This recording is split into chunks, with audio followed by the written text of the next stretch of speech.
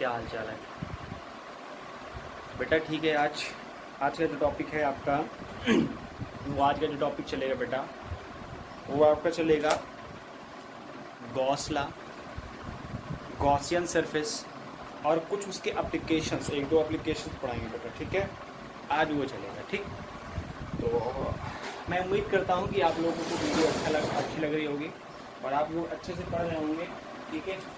पढ़ते रहिए, कोई दिक्कत नहीं है। बेटा आज हम आप लोगों को बताएंगे कि गॉसियन लॉ क्या होता है, यानी गॉस लॉ क्या होता है, ठीक है? गॉस की प्रमेय जिसको कुछ लोग कहते हैं, कुछ लोग गॉस का नियम कहते हैं, वो क्या होता है। उसके बाद बेटा हम आपको बताएंगे कि गॉस लॉ को पढ़ने के लिए हम एक गॉसियन सरफेस बनाते हैं। क्या बनाते हैं बेटा? गॉसियन सरफेस बनाते हैं। क्या होता है गॉसियन सरफेस, उसकी बात करेंगे।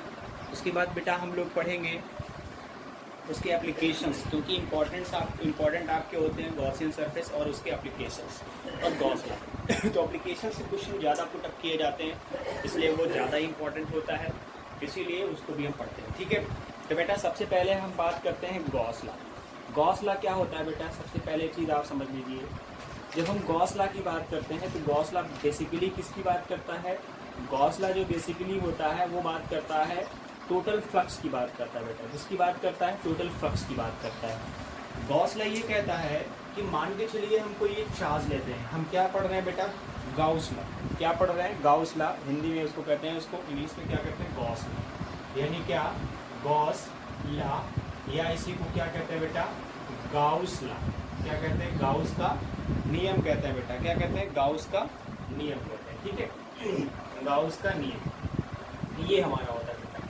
अब देखिए गॉस लॉ क्या होता है या गाउस का नियम क्या होता है। गाउस का नियम ये कहता है कि मान के चलिए हम कोई चार्ज लेते हैं बेटा।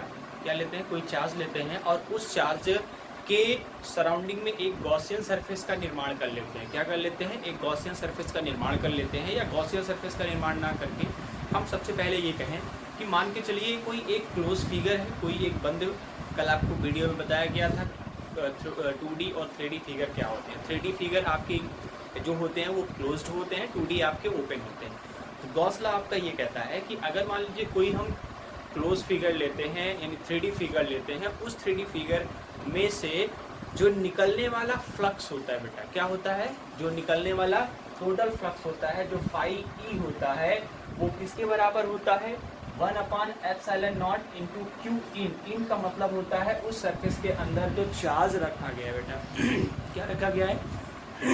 उस सरफेस के अंदर जो चार्ज रखा गया है, अगर वो चार्ज बड़ा होगा तो सरफेस से निकलने वाला गॉसियन, उस सरफेस से निकलने वाला जो इलेक्ट्रिक फ्लक्स होता है वो क्या होता है बेटा? बड़ा होगा। क्या होगा?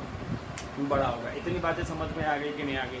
यानी गॉसियन लॉ क्या कहता है कि phi E is equal 1/ε0 into Q in. इन का मतलब, यानी क्यू इन का मतलब क्या होता है? क्यू इन एक ऐसा चार्ज होता है जो पर्टिकुलर कहाँ होता है। जैसे एग्जाम्पल में मान लेते हैं, यहाँ पे हम कोई एक चार्ज ले लेते हैं बेटा। क्या ले लेते हैं? यहाँ पे कोई एक चार्ज ले लेते हैं और ये इसको हम एक किसी स्फीयर में रख लेते हैं। क्या कर लेते हैं? किसी स्फीयर में रख लेते हैं। क्योंकि हम आप लोग जानते हैं स्फीयर क्या होता है? एक क्लोज सरफेस होता है बेटा। क्या होता है? स्फीयर एक क्लोज सरफेस होता है। हम उस स्फीयर में उसको रख लेते हैं। अब बेटा जब हम इस स्फीयर में इसको रखेंगे तो इससे इलेक्ट्रिक फ्लक्स निकलेगा कि नहीं निकलेगा? एक चार्ज जितना बड़ा होगा, इलेक्ट्रिक फ्लक्स उससे निकलने वाला जो इलेक्ट्रिक फ्लक्स होगा उतना ही बड़ा होगा, या ये सरफेस जितना बड़ा होगा। यानी टोटल यहाँ पे डिपेंड करता है, किस पे डिपेंड कर रहा है बेटा? चार्ज पे डिपेंड कर रहा है। किस पे डिपेंड कर रहा है? चार्ज पे डिपेंड कर रहा है। आप देखिए यहाँ पे एरिया पे डिपेंड इस पर अभी नहीं कर रहा है, तो इसी को हम क्या कहते हैं? गॉस लॉ कहते हैं। क्या कहते हैं बेटा? गॉस लॉ कहते हैं, ठीक है? अब इसी की हम बात करते हैं बेटा, डेफिनेशन की बात करते हैं। तो हिंदी इंग्लिश दोनों में डेफिनेशन हम बता देते हैं बेटा कि हिंदी में डेफिनेशन क्या होती है, इंग्लिश में डेफिनेशन क्या होती है, दोनों की हम डेफिनेशन को बता देते हैं, ठीक है? चलिए इतनी तो बात समझ में आ गई। गॉस लॉ क्या होता है? गॉस लॉ हमारा सिंपल से ये कहता है कि मान के चलिए कोई एक क्लोज फिगर है बेटा, उस क्लोज फिगर में कोई चार्ज रखा गया है, तो उस क्लोज फिगर से निकलने वाला टोटल फ्लक्स क्या होता है? हमारा टोटल फ्लक्स जो हो जाएगा वो किसके इक्वल हो जाएगा? 1/ε इंटू चार्ज के प्रोडक्ट के इक्वल हो जाएगा। क्या हो जाएगा? चार्ज के प्रोडक्ट के इक्वल हो जाएगा। अब इसकी डेफिनेशन क्या होती है बेटा? ये देख लेते हैं क्या होती है इसकी definition. The net electric flux. कौन सा? इलेक्ट्रिक फ्लक्स कहाँ से बेटा थ्रो हो रही है ना, कहाँ से, थ्रो अ क्लोज सरफेस, कहाँ से हो रही है, थ्रो अ क्लोज्ड, कहाँ से बेटा हो रही है, क्लोज्ड सरफेस, ठीक है, इज 1/ε0 टाइम्स, क्या होती है 1/ε0 टाइम्स क्यू, किसके, in this side, in side, side the surface, कहाँ पे बेटा, सरफेस हमारी होती है, सरफेस, ठीक है। इतनी बातें समझ में आई। यानी हिंदी में आप इसको लिख सकते हैं क्या, कुल इलेक्ट्रिक फ्लक्स, क्या होता है, कुल इलेक्ट्रिक, कुल वैद्युत फ्लक्स, कौन सा, कुल वैद्युत फ्लक्स जो हमारा होता है किसी क्लोज सरफेस से, क्या होता है, किसी बंद पृष्ठ से, बंद पृष्ठ से, क्या होता है, बंद पृष्ठ से 1/ε0 गुना होता है जब चार्ज कहाँ होता है, यानी आवेश कहाँ होता है बेटा, आवेश किसके होता है, गुना क्यू के होता है, कहाँ से, गुना क्यू के होता है, क्यू के होता है जब क्यू कहाँ पे, बंद पृष्ठ के, बंद पृष्ठ के अंदर, कहाँ पे हो बेटा, अंदर। इतनी बात समझ में आई कि नहीं। यानी कुल वैद्युत फ्लक्स किसी बंद पृष्ठ से कितना होता है बेटा, 1/ε गुना होता है किसके, चार्ज के, किसके होता है 1/ε0 गुना चार्ज के होता है, ठीक है। कहाँ पे होता है, जब क्यू बंद पृष्ठ के अंदर हो, यानी जब आवेश बंद पृष्ठ के अंदर होगा तभी हम कह सकते हैं कि वैद्युत फ्लक्स उसमें से आप निकाल सकते हैं। अगर आवेश बंद पृष्ठ के यानी क्लोज सरफेस के अंदर नहीं है बेटा, तो आवेश कहीं है, बाहर है, किसी भी पॉइंट पर है, आप इलेक्ट्रिक फ्लक्स नहीं निकाल सकते। कूलाम साहब का ये गॉस साहब का ये नियम, गॉस का नियम यही कहता है कि अगर कोई एक बंद पृष्ठ लेते हैं, कोई एक क्लोज सरफेस लेते हैं, तो उस क्लोज सरफेस से निकलने वाला टोटल इलेक्ट्रिक फ्लक्स बेटा क्या होता है, टोटल इलेक्ट्रिक फ्लक्स हमारा जो होता है वो 1/ε0 टाइम्स यानी क्यू के मल्टीप्लाई के इक्वल होता है। जैसे यहाँ पे हमने ले लिया है, एक स्फेयर ले लिया है, एक चार्ज ले लिया है। अब इसमें से इनके सेंटेंस की बात करते हैं बेटा, तो आप अच्छी तरीके से जानते हैं फाई ई इज इक्वल, यहाँ पे आपका टोटल हो जाएगा, क्या हो जाएगा, टोटल। ये किसके होता है 1/ε0 इंटू क्यू इन आपका होता है बेटा, इसी को आप लिख सकते हैं क्यू इन अपॉन ε0। ये फ्लक्स की बात कर रहा है बेटा ना। कभी कभी क्या होता है, कहीं कहीं लोग इसको दूसरे तरीके से भी लिख सकते हैं, यानी लिखते भी हैं। क्यों, क्योंकि फ्लक्स की डेफिनेशन हम लोगों ने ऑलरेडी पढ़ रखी है। फ्लक्स क्या कहता है, फ्लक्स कहता है कि अगर E है हमारे पास और एरिया वेक्टर है, तो उस एरिया वेक्टर को भी हम क्या करते हैं, मल्टीप्लाई कर लेते हैं, ये होता है। या अगर चूंकि क्लोज सरफेस होता है बेटा, इसलिए यहाँ पे क्या लिखेंगे, क्लोज सरफेस के लिए अगर हम दिखाएंगे, क्लोज सरफेस के लिए हम आप लोगों को पहले ही पढ़ा चुके हैं कि क्लोज सरफेस है बेटा, इसलिए यहाँ पे इंटीग्रेशन आपका हो जाएगा DA हो जाएगा, क्या हो जाएगा, DA। तो आप टोटल इलेक्ट्रिक फ्लक्स गॉस साहब की बात भी आप समझिए। गॉस साहब ने कुछ नहीं लिया, कोई इलेक्ट्रिक फील्ड नहीं लिया, कोई एरिया नहीं लिया, कुछ नहीं लिया। इन्होंने सिंपल सा कह दिया कि भाई अगर एक क्लोज सरफेस होता है, क्या होता है, एक क्लोज सरफेस होता है, उस क्लोज सरफेस के अंदर कोई चार्ज रखा होता है, तो उस क्लोज सरफेस से निकलने वाला टोटल इलेक्ट्रिक फ्लक्स क्या हो जाएगा बेटा, total electric flux 1/ε into Q के बराबर हो जाएगा। यानी चार्ज जितना बड़ा होगा उस क्लोज सरफेस के अंदर चार्ज को जितना हम बड़ा रख देंगे, इलेक्ट्रिक फ्लक्स हमको उतना ही ज़्यादा मिल जाएगा। ये कौन बोलता है, ये किसने कहा, ये गॉस साहब ने कहा। सिंपल सी चीज़ है। और इसके पहले हम लोगों ने इलेक्ट्रिक फ्लक्स ऑलरेडी पढ़ रखा है बेटा कि इलेक्ट्रिक फ्लक्स क्या होता है, कैसे होता है, हर चीज़ है, ठीक है।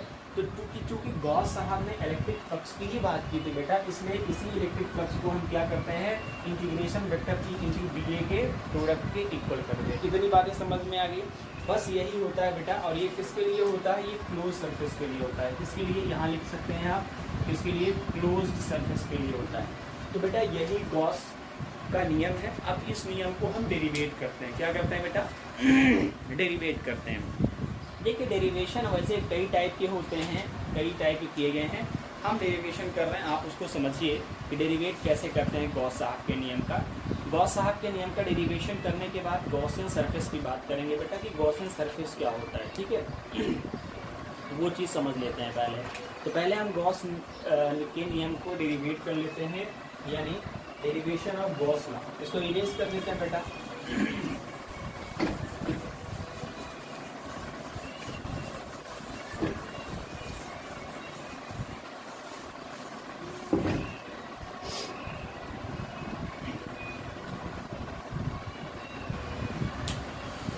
हाँ, तो डेरिवेशन ऑफ गॉस लॉ है ना बेटा, कोई marker, derivation of Gauss law क्या होता है बेटा, डेरिवेशन ऑफ गाउस लॉ, ठीक है। गाउस नियम का, गाउस नियम का निगमन, निगमन कैसे निगमन करते हैं, इसको कैसे डेरिवेट करते हैं बेटा। आपको डेरिवेशन पढ़ना है, क्या पढ़ना है आपको, डेरिवेशन पढ़ना है कि गॉस नियम का डेरिवेशन क्या होता है ना। यही तो आपको पढ़ना है। चलिए सबसे पहले बेटा हम क्या कर लेते हैं, यहाँ पे एक चार्ज ले लेते हैं। एक हमने क्या ले लिया बेटा, प्लस चार्ज ले लिया, ठीक है। गॉस नियम के डेरिवेशन को जब हम करेंगे बेटा तो सिंपल सी चीज़ है, हम क्या करेंगे, कोई एक क्लोज सरफेस सेलेक्ट करेंगे। हमने एक चार्ज ले लिया बेटा, ठीक है। चूंकि इन्होंने क्या बोला था, चार्ज के बारे में बोला था, तो हम एक चार्ज ले लेते हैं। अब चूंकि गॉस नियम का जब भी यूज़ करेंगे बेटा, एक गॉसियन सरफेस लगाएंगे। गॉसियन सरफेस क्या होता है बेटा, गॉसियन सरफेस एक टाइप के इमेजिनरी सरफेस होते हैं बेटा। क्या होते हैं, इमेजिनरी सरफेस होते हैं, जो कि उस जगह से लिए जाते हैं जहाँ पर उनके इंटेंसिटी इक्वल हो। यानी ये चार्ज है, इस चार्ज के सराउंडिंग में एक ऐसे इमेजिनरी सरफेस का आप निर्माण करेंगे, यानी इमेजिनरी सरफेस बनाएंगे जहां पर इंटेंसिटी इक्वल हो। हर जगह इंटेंसिटी क्या होनी चाहिए, इक्वल होनी चाहिए। ऑब्वियसली इंटेंसिटी अगर इक्वल होगी तो डिस्टेंस भी आपका इक्वल होना चाहिए, तभी तो इंटेंसिटी इक्वल होगी। तो ये चार्ज है, तो हम इस चार्ज के सराउंडिंग में एक स्फेयर बना लेते हैं बेटा। क्या बना लेते हैं, स्फेयर बना लेते हैं, इसी को सेंटर लेकर के। अब जब इसी को सेंटर लेकर के स्फेयर बनाएंगे तो यहाँ की इंटेंसिटी, यहाँ की इंटेंसिटी, यहाँ की इंटेंसिटी, यहाँ की इंटेंसिटी, यहाँ की इंटेंसिटी, हर एक जगह की इंटेंसिटी हमारी क्या होती है बेटा, इक्वल हो जाएगी। तो बात समझ में आई कि नहीं आई। गॉसियन सरफेस क्या होता है, अब यहीं पे हमने बता दिया, अब इसको आगे बताने की जरूरत नहीं है, आप लोग समझ लेंगे। गॉसियन सरफेस एक ऐसा सरफेस होता है जो कि पर्टिकुलर हम किसी कंडक्टिंग या किसी चार्ज बॉडी के सराउंडिंग में बनाते हैं। एक टाइप का इमेजिनरी सरफेस होता है बेटा। और ये क्या होता है, ऐसे इसको ऐसे बनाया जाता है जिससे कि इंटेंसिटी हर एक जगह पर इक्वल होनी चाहिए। और इंटेंसिटी इक्वल होगी, इसका मतलब है डिस्टेंस भी इक्वल होनी चाहिए उस पर्टिकुलर चार्ज से या उस पर्टिकुलर कंडक्टिंग बॉडी से। तो आप ये समझिए कि इंटेंसिटी अगर इक्वल होगी तभी आप कह सकते हैं कि इस गॉसियन सरफेस है। अगर इंटेंसिटी इक्वल नहीं होगी बेटा तो हर एक पॉइंट पर अलग अलग आपको क्या मिलेगा, इंटेंसिटी मिलेगी, और हर एक पॉइंट पर आपको अलग अलग वैल्यू मिलेगी, जो कि हम गॉसियन सरफेस के नियम को यूज नहीं कर सकते वहाँ पे। तो हमको गॉसियन सरफेस एक ऐसे बनाना है, यानी गॉसियन सरफेस हमको ऐसे ऐसे बनाना है किसी चार्ज के सराउंडिंग में, जिससे कि उसके हर एक डिस्टेंस पर इंटेंसिटी बेटा क्या हो, इक्वल हो। तो बात समझ में, गॉसियन सरफेस क्या होता है। गॉसियन सरफेस बेटा क्या होता है, एक टाइप का काल्पनिक यानी इमेजिनरी सरफेस होता है, आप कह सकते हो, जो कि किसी बंद पृष्ठ के, यानी एक तरीके से बंद पृष्ठ का ये क्या होता है, इमेजिनरी होता है। और यहाँ पे क्या होना चाहिए, आवेश, यानी इसको ऐसे बनाना चाहिए कि इसकी हर एक पॉइंट पर इंटेंसिटी इक्वल होना चाहिए। क्या होना चाहिए बेटा, हर एक पॉइंट पर इंटेंसिटी क्या होनी चाहिए, इक्वल होना चाहिए, ठीक है। और दूसरी चीज़ क्या होती है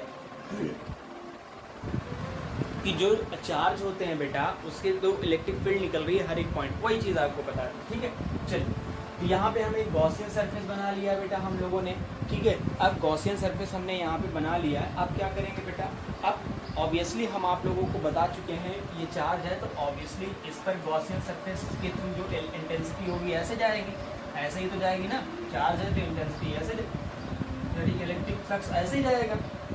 अब यहाँ से r डिस्टेंस पे बेटा, कितने डिस्टेंस पे, आर डिस्टेंस पे हम कोई यानी कुछ कोई डिस्टेंस होती है, उस डिस्टेंस पे हम क्या करते हैं, एक छोटा सा एरिया ले लेते हैं बेटा, एक छोटा सा एरिया, एक पॉइंट पी लेते हैं, उस पॉइंट पी पर हम क्या लेट कर लेते हैं, एक छोटा सा एरिया वेक्टर लेट कर लेते हैं।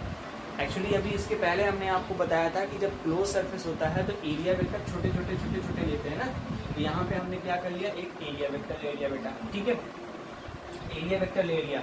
अब यहाँ पे एक्चुअली आपको ये भी बताया गया बेटा कि एरिया वेक्टर क्या होता है, किस डायरेक्शन में होता है, भाई परपेंडिकुलर होता है ना, तो यहाँ पे हमने एक छोटा सा एरिया लिया है, इसलिए यहाँ पे डी लिख देते हैं, क्योंकि छोटा सा एरिया वेक्टर है इसलिए ये परपेंडिकुलर हो जाएगा, ऑलरेडी परपेंडिकुलर होता है और ये डी हो गया बेटा, ठीक है।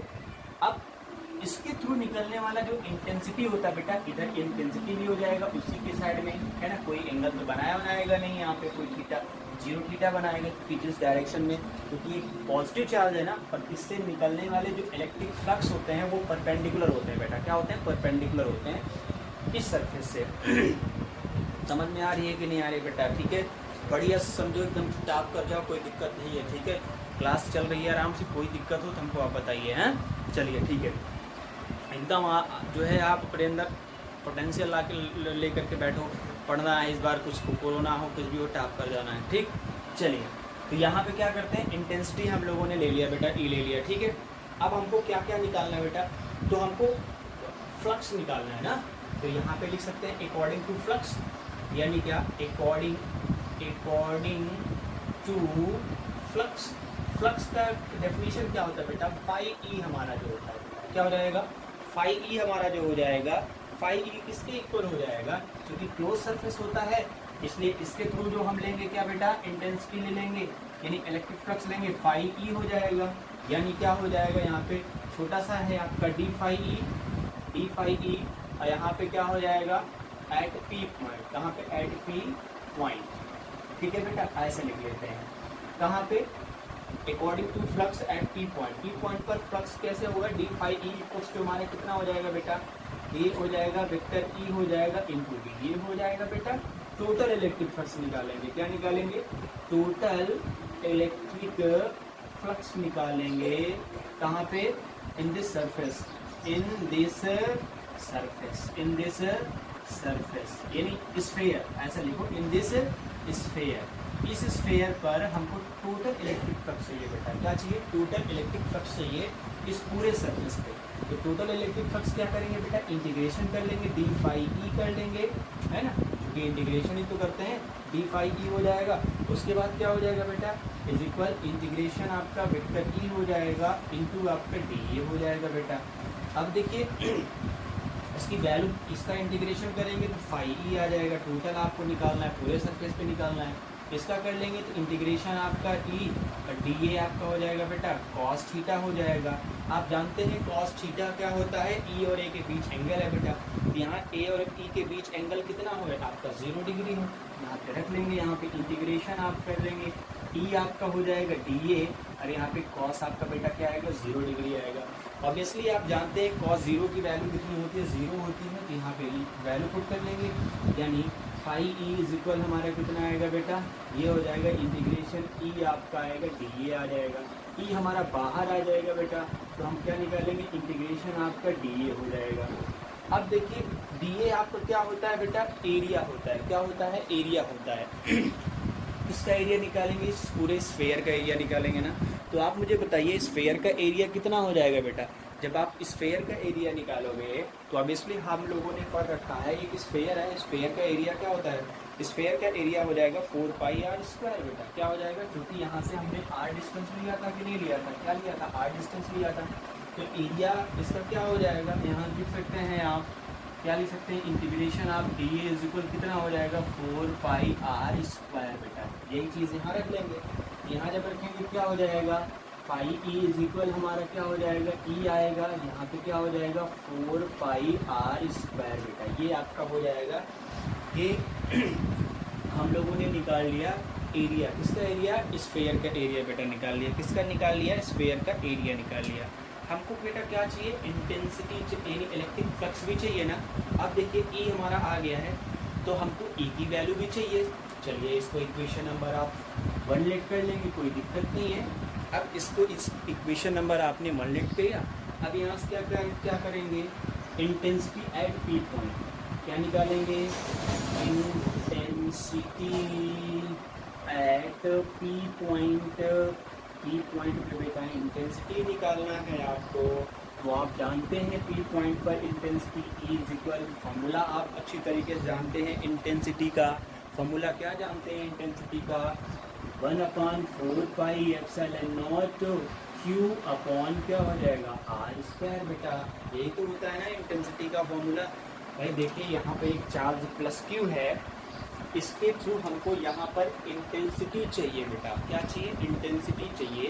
तो याद करो वो दिन जब कभी कोचिंग चलती थी, स्कूल चलता था, उस कोचिंग स्कूल में आप लोगों को बताया गया था दोपहर वाली क्लास में, जिस समय आप लोग काफ़ी क्वेश्चन पूछते थे, उस समय आप लोगों को बताया गया था बिंदु आवेश के कारण वैद्युत क्षेत्र की तीव्रता।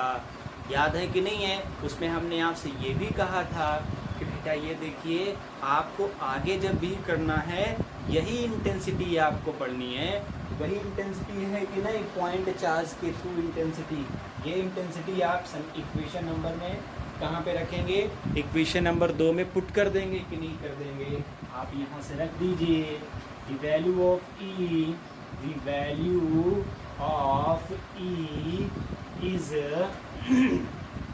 putting, क्या हो जाएगा, putting in equation number first।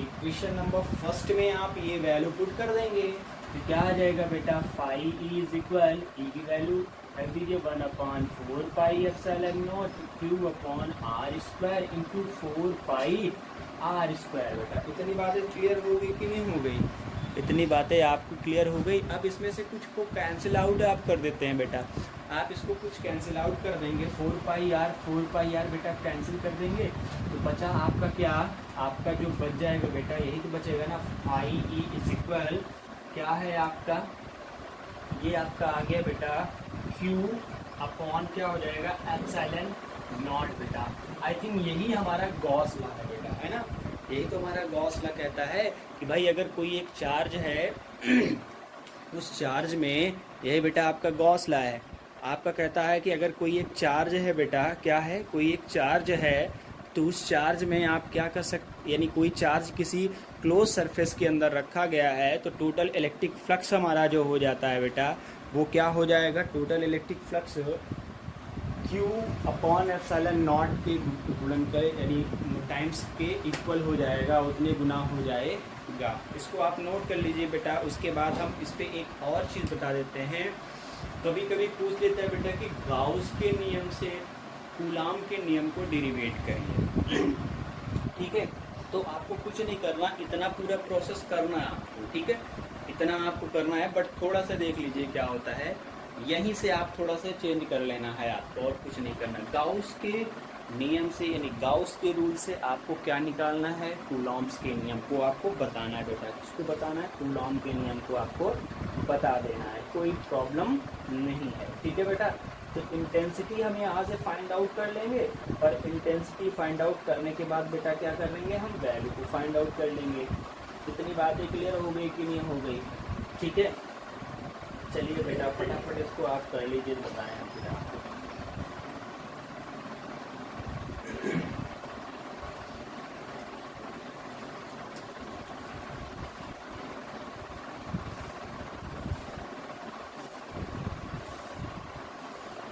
हो गया बेटा, इसको इक्वेशन नंबर आप 1 पुट कर लेंगे, इसको आप इक्वेशन नंबर बेटा 2 पुट कर लेंगे, ठीक है, इसको आप 2 पुट कर लेंगे नीचे वाले को, जो आपने डेरिवेशन किया है फाई ई इक्वल्स टू, आप इसको इक्वेशन नंबर आप बेटा क्या कर लेंगे, 2 पुट कर लेंगे, ठीक है। इसको इक्वेशन नंबर आप 2 लेट कर लेंगे जो उधर आया हुआ है। अब देखिए बेटा आगे क्या होता है, इसी के स्टेप आगे थोड़ा सा बढ़ जाता है, इसको ये कर देते हैं। कभी कभी पूछ लेता है गाउस के नियम से, यानी क्या, गाउस के रूल से आपको कूलॉम्स के नियम को फाइंड आउट करना है बेटा। तो गाउस के रूल के से कूलॉम के रूल को कैसे फाइंड आउट कर लेते हैं बेटा, आप यहाँ से क्या करेंगे, इक्वेशन नंबर आप 1 और 2 दोनों को कंपेयर कर लेंगे बेटा। तो यहाँ पे क्या लिखेंगे, कंपेयरिंग, क्या लिखेंगे आप बेटा, comparing equation number first equation first and second. बेटा इक्वेशन फर्स्ट हमारा क्या था, हम लोगों ने पढ़ रखा था equation first phi E equals to हमारा क्या था बेटा, ई हमारा था 4 पाई आर स्क्वायर था, है ना।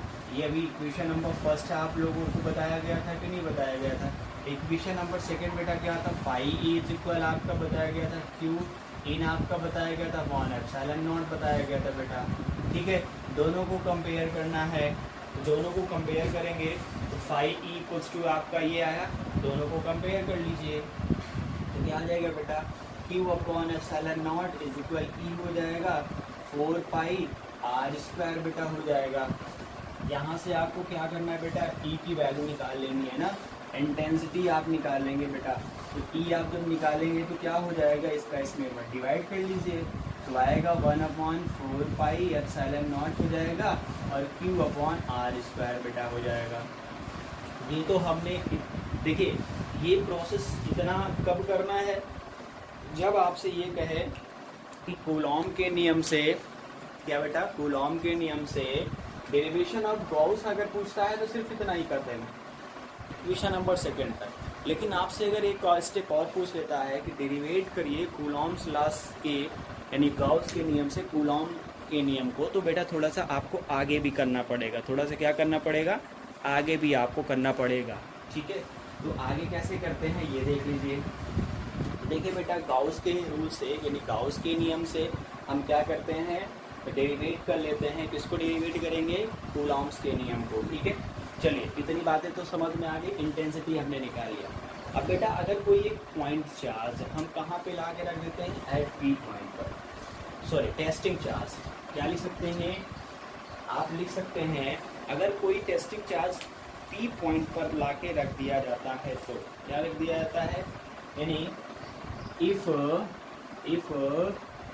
एनी टेस्टिंग चार्ज, कौन सा बेटा, testing charge at P point, कहाँ पे, पी पॉइंट। बेटा अगर कोई एक टेस्टिंग चार्ज है, टेस्टिंग चार्ज को हम क्यू नॉट से डिनोट करते हैं ना, कहाँ पे, at P point. P point पर अगर कोई एक टेस्टिंग चार्ज है, मान के चलिए यहाँ एक चार्ज था, वैसे चार्ज था, एक टेस्टिंग चार्ज उठा करके हमने पी पॉइंट रख दिया, तो आपको बताया गया है बेटा कि अगर एक पॉइंट चार्ज और एक टेस्टिंग चार्ज यहाँ पे होगा तो उन दोनों के बीच में एक अट्रैक्शन या रिपल्सन होगा। यही तो कूलॉम्स आपका रूल कहता है कि भाई अगर दो चार्जेज हैं, एक अट्रैक्शन यानी कोई एक पॉजिटिव है, दोनों पॉजिटिव हैं या दोनों नेगेटिव हैं, दोनों के बीच बेटा क्या होगा, अट्रैक्शन या रिपल्सन फोर्स अप्लाई करेगा। तो यहीं पर एक अगर कोई हम टेस्टिंग चार्ज लेट रख देते हैं तो इस पॉइंट चार्ज के थ्रू इस पर क्या करेगा बेटा, एक फोर्स अप्लाई करेगा, एक फोर्स लगेगा। तो इस पर फोर्स लगेगा तो क्या हो जाएगा, आप अच्छी तरीके से जानते हैं फोर्स आपको निकालना है बेटा, क्या निकालना है, फोर्स निकालना है। तो आप जानते हैं F इज इक्वल, आप क्या कर सकते हैं, F इक्वल्स टू ई आपका और यहाँ पे क्यू नॉट, यही तो कर सकते हैं ना, जो इस पर फोर्स लगेगा यानी क्यू नॉट पर जो फोर्स लगेगा बेटा ये ई इंटू क्यू नॉट के थ्रू लगेगा, क्योंकि हमने इस चार्ज के थ्रू इस पॉइंट पर इंटेंसिटी ऑलरेडी निकाल रखी है, यानी प्लस चार्ज के थ्रू पी पॉइंट पर इंटेंसिटी हमने बेटा E equals to 1/4 pi epsilon naught Q upon R square निकाल रखी है। हमको निकालना है क्या, if any testing charge Q naught at P point, अगर कोई एक टेस्टिंग चार्ज पी पॉइंट पर रख दिया गया है तो उस पर फोर्स क्या लगेगा बेटा, F equals to E into Q naught, यही तो लगेगा ना। अब यहाँ से वैल्यू पुट कर देते हैं, यानी एफ इज इक्वल कितना हो जाएगा बेटा, ई की वैल्यू कितनी हो जाएगी 1/4 पाई एप्सिलॉन नॉट और क्यू अपॉन बेटा आर स्क्वायर इंटू आपका क्यू नॉट। बेटा अब इसी को हम क्या करते हैं, आगे को सॉल्व कर लेंगे कि नहीं कर लेंगे। जब बेटा इसी को आगे सॉल्व करेंगे तो क्या आएगा 1/4 pi epsilon naught Q naught upon R square. बेटा ये हमारा क्या हो जाएगा, ये हमारा एफ आ जाएगा। आप देख रहे हो ये कूलॉम्स लॉ को डिनोट कर रहा है कि नहीं कर रहा है, तो ये कूलॉम्स लॉ को बता रहा है, इसलिए हमने निकाल लिया गाउस के नियम से कूलॉम्स लॉ को कैसे डेरिवेट कर लेते हैं। और दूसरी चीज़ बेटा क्या होती है, दूसरी चीज़ हम लोगों ने ये भी पढ़ लिया कि गाउस नियम क्या होता है। उसके बाद आज 3 चीज़ें हम लोगों ने पढ़ा बेटा। 3 चीज़ों में क्या पढ़ा हम लोगों ने ये भी पढ़ लिया कि अगर मान के चलिए हमारे पास यानी कोई चार्ज है तो हम उस पर स्फेयर कैसे बनाते हैं, मीन्स उस पर गॉसियन सरफेस पे कैसे बनाते हैं बेटा, ठीक है। तो आज इतनी चीज़ें हैं, आगे की वीडियो में हम आपको बताएंगे, वीडियो आपको डेली प्रोवाइड की जाएंगी। आगे अगली वीडियो में हम आपको ये बताएंगे बेटा कि हम कैसे क्या करते हैं, हमको कैसे यूज़ करना है किसको, के बाद आपका ये टॉपिक कंप्लीट हो जाएगा बेटा, ठीक है। जैसे एक लॉन्ग वायर लेंगे तो उस पर कैसे निकालेंगे इलेक्ट्रिक फील्ड। एक्चुअली गॉस नियम हमको सिर्फ बताता है इलेक्ट्रिक फील्ड को निकालना बेटा, किसको बताता है इलेक्ट्रिक फील्ड। तो हम एप्लीकेशन ऑफ गॉस नियम का यूज़ करेंगे। एप्लीकेशन का मतलब होता है इम्पोर्टेंस, है ना, यूज़ जिसको कह सकते हैं आप। तो यूज़ इसका क्यों कहाँ पे किया जाता है, बेसिकली इसका यूज़ जो होता है बेटा वो वहाँ पे किया जाता है जहाँ पे हमको इलेक्ट्रिक फील्ड निकालना होता है, इंटेंसिटी निकालना होता है। तो हम एक लॉन्ग वायर लेंगे उसके लिए इंटेंसिटी निकालेंगे, एक शीट लेंगे बेटा उसके लिए इंटेंसिटी निकालेंगे। इस तरीके के करके आपके एनसीईआरटी में कुछ दिए गए हैं, उसी का हमको इंटेंसिटी फाइंड आउट करना है बेटा, वही आपको बताएंगे, ठीक है। अगले वीडियो में सारे इंटेंसिटी इन सारे आपके कोशिश करेंगे कि जितने भी एप्लीकेशन हैं सारे आपको बता दिए जाएँ, तो ये लगा दिए जाएँ, ठीक है बेटा। तो आज के लिए इतना ही काफ़ी है और आप इसको देखिए, पढ़िए और ठीक है, नमस्कार।